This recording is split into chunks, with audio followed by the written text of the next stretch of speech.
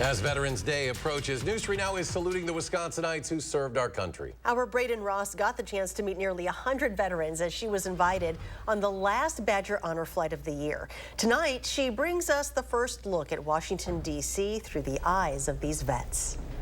Yeah, the story we have for you tonight is a rare one these days. 98-year-old George Noth served in the Army in Japan as World War II came to a close. His story is one of resilience and duty, and as he'll be the first to tell you, luck.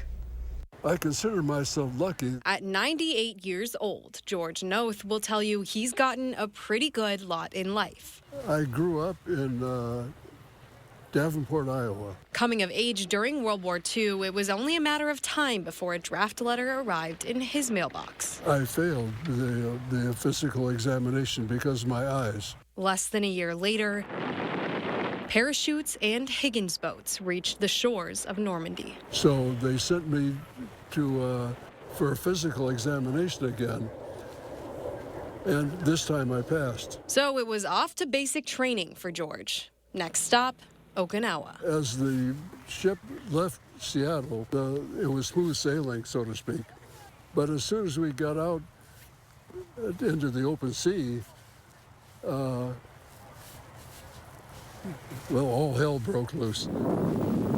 As we were passing north of Hawaii on the troop ship, we got the news that they had dropped the atom bomb on Hiroshima. Japan has today surrendered. It was a sense of relief. I missed D-Day, and because of the A-bombs that were dropped on Japan, I missed the invasion of Japan, which would have been a horrible, bloody affair. George spent his time in the service picking up the pieces of the war, working as a clerk typist. After the war, life went on, but now nearly 80 years later, George is being celebrated for his service with an 18-hour trip to Washington, D.C. on a Badger Honor Flight. Today is a day that I'll remember for a long time because the way our whole group was greeted at the airport, the people standing there and applauding and reaching out to shake my hand,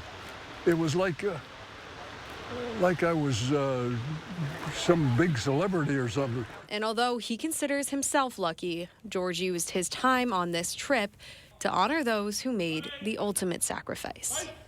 The more I watched the guard walking back and forth, and the more I thought about the sacrifices that that man made, who was the unknown soldier, it brought tears to my eyes. That poor guy that died to serve his country. So. George's remarkable story is just one of 4 I'll have in the next few days celebrating local veterans. I do want to thank Badger Honor Flight for letting us tag along on the trip and giving us an opportunity to share these stories. If you'd like to get involved in supporting a future flight, you can find all the information you need at badgerhonorflight.org. And one more thing, George officially turned 98 years old on Monday. So from all of us here at News 3 Now, George, thank you for your service and happy birthday. Absolutely.